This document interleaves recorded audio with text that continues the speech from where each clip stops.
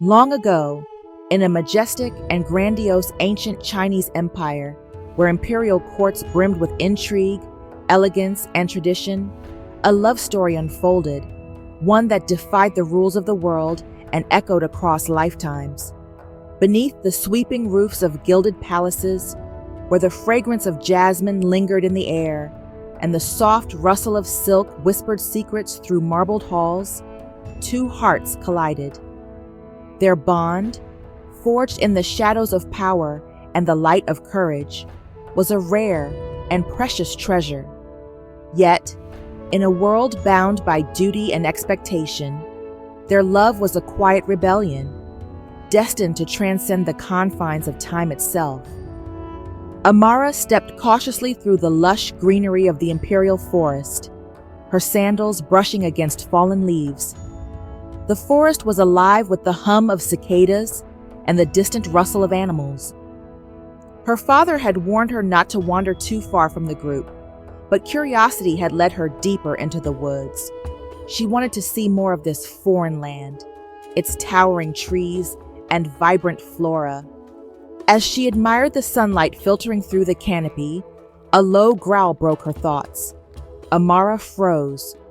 Her gaze darted to the underbrush, where a pair of amber eyes glinted between the shadows. A wild tiger, poised to pounce. Her heart raced as the tiger crept closer, its powerful muscles coiled like a spring. Amara tried to back away, but her feet caught on a root, and she tumbled to the ground. The tiger roared, leaping toward her, its claws gleaming in the sunlight. Before she could scream, a sharp whistle cut through the air, followed by a commanding voice. "Stay down!" A figure emerged from the shadows, clad in flowing robes of imperial silk, his presence radiating authority. It was Wei Liang, the second son of the emperor, though Amara didn't know it then. He moved with precision, unsheathing a sword that gleamed as brightly as his determined eyes. The tiger lunged at him, but Wei sidestepped with a grace that spoke of years of training. With a swift, calculated strike, he drove the tiger back into the underbrush. The animal retreated, growling, before disappearing into the forest. Amara's breath hitched as Wei Liang turned to her. His face was striking. High cheekbones, dark, intense eyes, and a hint of curiosity etched into his expression. He offered his hand to help her up. "You're not hurt?" His Mandarin was smooth, but Amara struggled to understand. Sensing her confusion, he gestured to her arms and legs, scanning her for injuries. I'm fine," she replied in halting Mandarin, her voice trembling. She brushed dirt from her dress, realizing how out of place she must look. Wei Liang's brows furrowed. "You shouldn't be here. This part of the forest isn't safe." Amara straightened, her initial fear giving way to indignation. "I didn't mean to be here. I got lost." Her accent was foreign, and Wei Liang noticed the richness of her dark skin, the way her braided hair caught the light. She was unlike anyone he had ever seen, and yet she stood before him with a defiance that intrigued him. "You're with the delegation?" he asked, switching to a formal tone. "Yes, my father is a diplomat," Amara replied, lifting her chin. "And you are?" Wei Liang hesitated. Revealing his identity wasn't necessary, not yet. "A guide," he said simply. "Come, I'll take you back." Amara hesitated, unsure whether to trust him, but the kindness in his eyes disarmed her. She nodded, and they began walking back toward the main path. As they walked, Wei Liang found himself stealing glances at her. She moved with a quiet elegance, her eyes darting around to take in the forest. Amara, too, found herself drawn to him. The way he carried himself, the sharpness of his features, the confidence in his stride. "Thank you," she said softly after a while, "for saving me." Wei Liang smiled faintly. "It was nothing. You're lucky I was nearby." "I suppose I am," Amara said, smiling back. "Do you always patrol the forest for lost diplomats' daughters?" Not usually, Wei Liang admitted, his tone lightening. But today seems to be an exception. Their conversation grew more comfortable as they walked, shifting from formalities to shared curiosities. Wei Liang was fascinated by her stories of her homeland, its vast savannas, bustling markets, and rich traditions. Amara, in turn, asked about his life in the imperial court, though he kept his answers vague. When they finally reached the edge of the forest, the delegation was waiting, worry etched on their faces. Amara's father rushed to her side, relief washing over him. "Where have you been?" he demanded before noticing Wei Liang. "And who is this?" "A guide," Amara said quickly, glancing at Wei Liang. She felt a pang of regret as she realized their time together was ending. Wei Liang gave a small bow and turned to leave, but before he disappeared into the forest, he looked back at Amara.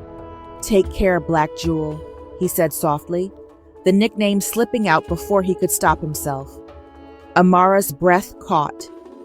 She didn't know what it meant, but something about the way he said it made her heart stir. And with that, he was gone. Amara couldn't help but notice how often she crossed paths with Wei Liang. At first, it seemed coincidental, fleeting moments during court banquets or formal gatherings. But soon, it became apparent that his presence wasn't always by chance. Whether it was a polite nod across the grand hall or a subtle glance during a diplomat's speech, his attention lingered on her in a way that set him apart from the other dignitaries and courtiers. One evening, during a lavish reception honoring the visiting delegation, Amara stood at the edge of the grand banquet hall, observing the ornate tapestries and golden chandeliers. She felt out of place among the silken-clad nobles who spoke in hushed tones and exchanged veiled glances. Her father was deep in conversation with a high-ranking official, leaving her alone to navigate the unfamiliar world of courtly politics. As she turned to leave, a familiar figure approached her. Wei Liang, dressed in a striking jade-green robe embroidered with golden dragons, inclined his head slightly in greeting. His movements were deliberate yet effortless, a reflection of the discipline ingrained in him since birth. "Lady Amara," he said, his voice low and measured, "you seem far more interested in the architecture than the people." Amara raised an eyebrow, her lips curving into a faint smile. "Is it that obvious? I find the grandeur a bit overwhelming." Wei Liang chuckled softly, the sound warm and disarming. "You're not alone in that sentiment. Most here wear masks as heavy as the jewels they adorn. But you," he paused, his dark eyes studying her intently, "you seem unburdened by such pretenses." Amara felt her cheeks warm under his gaze, but refused to be flustered. "Perhaps because I don't have the luxury of pretending. My father's position might have brought me here, but I know I'm a foreigner in their eyes. Pretenses won't change that." Wei Liang admired her candor. Sometimes, being an outsider allows one to see the truth more clearly. Their conversation was interrupted by the emperor's arrival, but the moment lingered. Over the following weeks, their encounters became more frequent.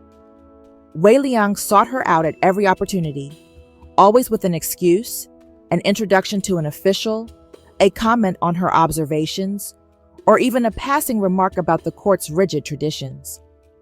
Each interaction was brief but brimming with unspoken tension, like the tightening of a bowstring.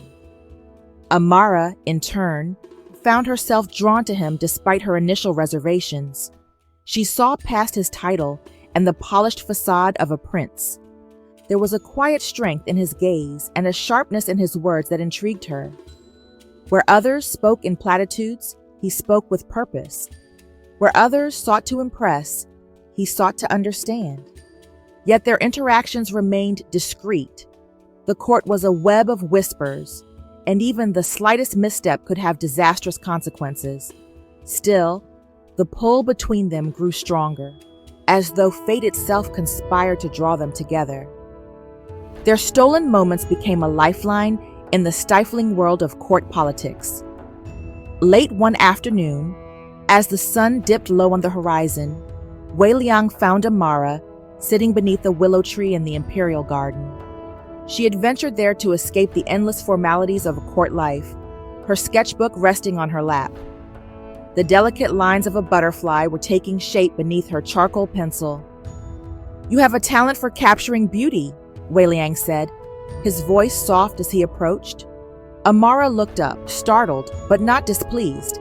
"And you have a talent for appearing when I least expect it." He smiled, seating himself on the bench beside her, though leaving a respectful distance. "Perhaps it's because I find your company far more interesting than the court's endless posturing." She tilted her head, studying him. A prince seeking refuge from his own palace. How ironic. Wei Liang leaned back, gazing at the sky. "It's not the palace I seek refuge from. It's the expectations. Every decision I make is scrutinized, every word measured. There's no room for mistakes, no room to simply be." Amara listened, her expression softening. "And what would you be, if you had the choice?" He turned to her, his gaze searching hers. "Free. Free to live without the weight of titles or duty. Free to choose my own path." She nodded, understanding his longing all too well. "In that, we are alike. Back home, my dreams often felt too bold, too large for the small space I was allowed to occupy. I came here hoping to prove myself, to show that I'm more than just the daughter of a diplomat." "You've already proven yourself," Wei Liang said, his tone earnest. "Your strength, your intelligence, they shine brighter than you realize." Amara's heart quickened at his words, but she maintained her composure. And yet, the court only sees what it wants to see. A foreigner who doesn't belong. "You belong," Wei Liang said firmly, his voice carrying a rare intensity. "Not because of where you're from, but because of who you are." Their eyes met, the weight of his words settling between them like a secret only they shared. In that moment, the boundaries of their worlds seemed to blur, leaving only the raw connection between two souls longing for something greater. As the weeks passed, these conversations became their sanctuary. Beneath the willow tree, by the quiet riverbanks, or in the shadowed corners of the palace gardens, they shared fragments of themselves that no one else could see. Amara spoke of her dreams to create change, to inspire others to challenge the limits placed upon them. Wei Liang confided in her about the pressures of being second in line to the throne, always living in his brother's shadow. Their shared desire for freedom became the foundation of their bond. With each stolen moment, their admiration for one another grew, turning into something deeper, something undeniable. But with every shared laugh, every lingering glance, they both knew they were treading dangerous ground. The court would never accept them, and their worlds were not meant to intertwine.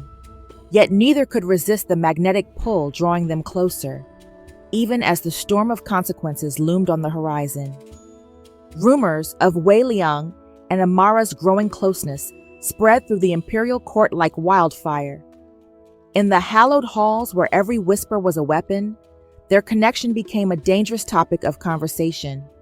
Officials muttered about impropriety, foreign influence, and scandal, their words laced with veiled threats. Wei Liang's elder brother, Prince Wei Zhao, a man ambitious and unyielding, was among the loudest voices of dissent. "She's a foreigner, Wei Liang," Wei Zhao sneered during a private confrontation. "An outsider with no place in our court or your life. You disgrace the family with your recklessness." Wei Liang met his brother's sharp gaze, unflinching. "My choices are my own, Wei Zhao. Or have you already assumed the role of emperor?"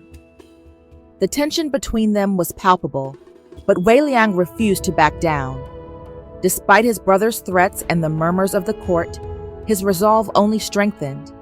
He knew the stakes, but he also knew that walking away from Amara would be like severing a part of his soul. As the scrutiny intensified, Wei Liang began arranging clandestine meetings, far from the watchful eyes of the court. The imperial garden became their sanctuary, a place where moonlight spilled over lotus ponds and the fragrance of blooming flowers hung in the air. At dusk, when the palace fell quiet, they would steal moments together, their voices hushed but their connection unmistakable. One evening, as the sun dipped below the horizon, Amara waited beneath a towering willow tree, her heart pounding with both anticipation and fear. The garden was a labyrinth of shadows, each one holding the potential for discovery. When Wei Liang finally appeared, his silhouette outlined by the fading light, relief washed over her. "You shouldn't take such risks," Amara said as he approached, her tone scolding yet soft. Wei Liang smiled faintly, his dark eyes holding hers. "And yet, here I am." They sat on a stone bench beneath the willow, its drooping branches forming a curtain of privacy. For a while, they simply existed in each other's presence, the silence speaking louder than words. Finally, Wei Liang broke the stillness. "Do you regret meeting me?" he asked, his voice low but steady. Amara turned to him, her expression both resolute and tender. "How could I regret something that feels so right, even when everything around us says it's wrong?" Her words stirred something deep within him. Wei Liang reached for her hand, his touch light but grounding. "You are unlike anyone I've ever known, Amara. Your courage, your strength. They challenge everything I thought I understood about this world." Amara looked down at their intertwined hands, her breath hitching. "And you make me believe in something I thought was impossible. That someone could see me for who I am, not just where I come from." Wei Liang's thumb brushed over her knuckles as he spoke, his voice carrying a rare vulnerability. "You are my treasure, Amara, my black jewel." The nickname hung in the air, intimate and unshakable. Amara blinked, startled by the intensity of his words. "Black jewel?" she echoed, her tone laced with both curiosity and wonder. He nodded, his gaze unwavering. "A jewel is rare and precious, but you are more than that. You shine in a way that makes everything else dim by comparison." Amara felt a lump rise in her throat, her emotions swirling in a storm she couldn't contain. "Wei Liang," she whispered, unable to find the words. Their moment was interrupted by the distant sound of footsteps, a reminder of the ever-present danger. Wei Liang's hand tightened around hers briefly before he stood, pulling her to her feet. "We must go," he said, his voice tinged with regret. Amara nodded, her heart heavy as they hurried through the garden's winding paths, keeping to the shadows. When they reached the edge of the garden, where the palace lights began to glimmer, Wei Liang stopped and turned to her. "No matter what happens, Amara, remember this," he said, his tone firm yet gentle. "You are my black jewel, and nothing, no court, no throne, no power, can change that." Before she could reply, he disappeared into the darkness, leaving her standing there, her heart pounding with both fear and longing. From that evening on, Black Jewel became more than just a nickname. It became a secret language between them. In every stolen glance, every whispered word, the name was a reminder of the bond they shared, a bond forged in defiance of the world around them. Yet with each passing day, the walls of the court seemed to close in, and the weight of their forbidden friendship grew heavier. They knew the risks, but neither could bring themselves to let go. Their love, though fragile, burned brighter with every stolen moment, even as the storm of consequences loomed on the horizon. The imperial city was alive with celebration, its streets aglow with lanterns of every color, their warm light mirrored in the canals that wove through the bustling avenues. Drums echoed in the distance, accompanied by the melody of flutes, while vendors sold sweets and trinkets to the delighted crowd. It was the Festival of Lanterns, a night meant to celebrate unity and hope. But for Wei Liang and Amara, it marked a turning point in their forbidden love. Amara had been reluctant to attend, knowing how exposed she would be among the revelers, but Wei Liang had insisted. Disguised in a plain robe and a wide hat that shadowed his face, he led her through the crowded streets, his hand lightly brushing hers as they weaved between stalls. Each touch sent a jolt through her, a reminder of the fragile yet magnetic bond between them. "Where are we going?" Amara asked, her voice tinged with both curiosity and apprehension. "You'll see," Wei Liang replied, a hint of a smile playing on his lips. They slipped away from the bustling heart of the city, climbing a hidden staircase that led to a secluded terrace overlooking the palace. The view was breathtaking. The sprawling rooftops glittered under the lantern-lit sky, while bursts of fireworks painted the horizon in shades of red, gold, and green. The air was cool, carrying the faint scent of jasmine from the gardens below. "This is where I come when I need to escape," Wei Liang said, his tone softer now. "The city feels infinite from here, as if the weight of duty and expectation can't reach me." Amara turned to him, her heart aching at the vulnerability in his voice. "You've shown me a side of this world that few ever see. But why bring me here, Wei Liang?" He hesitated, his eyes searching hers as if trying to find the right words.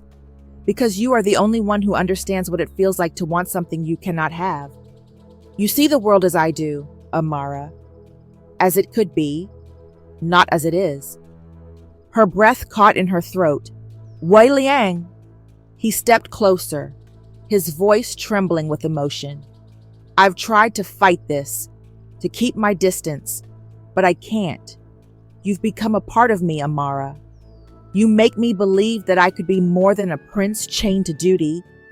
Amara's chest tightened, her mind racing with the weight of his confession. She had tried to suppress her feelings, knowing how impossible their love was, but hearing his words made it impossible to deny what she felt. "I feel it too," she admitted, her voice barely above a whisper, "but what we want, what we feel, will only bring us pain." Wei Liang cupped her face gently, his thumb brushing away a tear she hadn't realized she'd shed. "Even if it's for a moment, I want this. I want us." Under the canopy of lanterns and fireworks, their lips met in a kiss that was both tender and desperate, a collision of longing and fear. It was a moment suspended in time, filled with the joy of finally surrendering to their love and the heavy knowledge of the barriers that awaited them. In the days that followed, their stolen moments became more charged with both passion and urgency. They knew their time together was limited, each meeting tinged with the bittersweet reality of their forbidden love. One evening, Wei Liang arrived at their secret spot in the imperial garden with a determined look in his eyes. In his hands, he carried a small wooden box. Amara, sensing the gravity of the moment, felt her heart quicken. "What is that?" she asked, nodding toward the box. "A way to ensure we will never forget each other," Wei Liang said, opening the box to reveal a small set of ink pots and a fine needle. "This is an ancient tradition among warriors. They mark their bodies with symbols of what matters most to them: honor, family, loyalty. I want us to have a mark that binds us, no matter what happens." Amara stared at him, her emotions a tumult of fear and exhilaration. "You're serious?" Wei Liang nodded, his gaze steady. "If the world tears us apart, this will remind us of our promise to find each other again." With trembling hands, they took turns carefully inscribing the mark on each other's wrists, a delicate infinity symbol intertwined with their names. Wei Liang's hand was steady as he wrote his name in the elegant strokes of Chinese characters in her wrist. His name glistened in ink beneath her smooth skin, a symbol of their defiance against the forces conspiring to separate them. When it was Amara's turn, Her hands shook, but she managed to write her name in her native script in his wrist. The mark was not perfect, but it was uniquely theirs. As the ink dried, they clasped hands, their matching marks aligned. A silent rebellion, a shared vow. "No matter where life takes us," Weiliang said, his voice heavy with emotion, "this will remind us that we are bound, beyond time, beyond duty." Amara nodded, tears brimming in her eyes. "We'll find each other again, no matter what."